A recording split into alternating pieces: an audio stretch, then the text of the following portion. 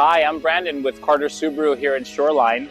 We're going to check out the Crosstrek and compare it to the Mazda CX-30. We were lucky enough to get both side by side so you can see them side by side and notice those differences between them. Both vehicles are the same class, so they're the same width, same length, they're very close to them. But once we start looking at them, use of space, we beat them here in the Subaru, and I think you'll find the same. Both vehicles are all-wheel drive all the time, and as far as trim levels go, you have 3 variations in Mazda. We offer 5 variations in Crosstrek. We do beat them on fuel economy. The Subaru knocks it out of the park, and we stand out with a really unique all-wheel drive system. We're one of the only ones in the industry that have a constant active all-wheel drive system. The Mazda, the rest of the competitors we compete against, their systems are reactive. They wait for slippage to occur before the all-wheel drive system engages. In bad weather, snowy days, you'll probably be fine in both, but the everyday experience of a car that's all-wheel drive all the time is uncomparable. If you're not driven one, please come in and check a Subaru out and see why there's so many of them here in Seattle. From the outside, I'll point out one thing that all the Subarus have that I love. We've added this piece of glass. This is where our manufacturers or competitors mount their mirrors. When you're sitting in the driver's seat and looking over, this is where somebody's waiting for the crosswalk light to change. As you look at the CX-30, there's a black piece of something there obstructing that view. Night and day when sitting inside of our cars. The Subaru and our unique engine allows us to do a really sloped design with the hood. So our engine is very low, very flat, so our hood goes in this order. So when you stop seeing it, that's the front of your car. Alternatively, they're using an inline 4-cylinder as everybody's always used, which makes it a little more flat and less of a slope, so sometimes maybe potentially miss the front of your vehicle in comparison to the Subaru. When you look at the space behind them, it's kind of night and day. The opening is much more narrow in the Mazda versus the Crosstrek. And when the seats are folded down, the cubic feet in Crosstrek is 54.7 compared to 45.2 in the CX-30. Almost 10 cubic feet difference between them.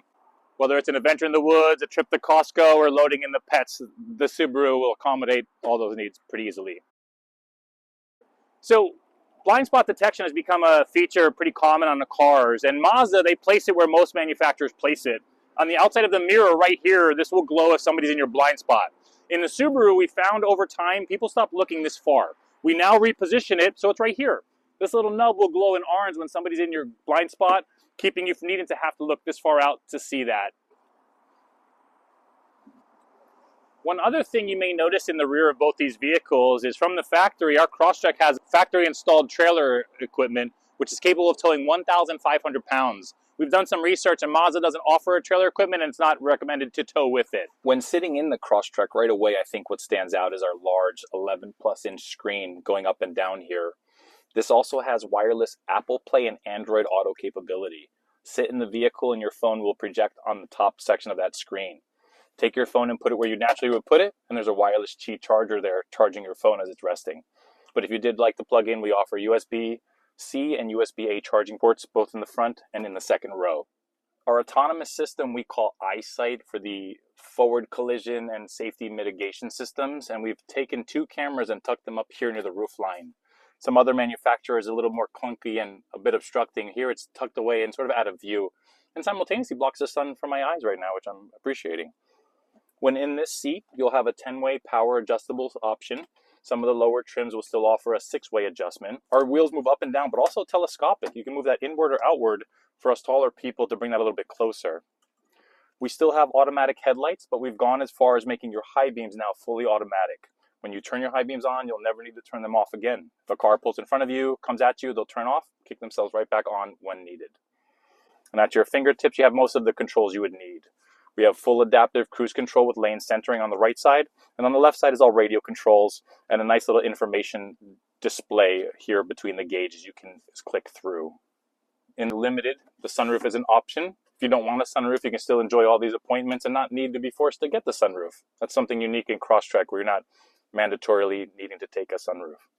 What I'm first noticing is getting in the CX-30 a little more cramped and it's a lot less spacious than what I was just experiencing in the Crosstrek. Another thing I'm noticing is the tinier screen. We're currently sitting in what I believe is the highest trim level CX-30, so this should be their largest screen, which ours, as you're noticing, is night and day. I do believe they have Apple Play and Android Auto. I'm seeing that there. But your screen is very unique in Mazda. Even at standstill, it's no longer a touchscreen.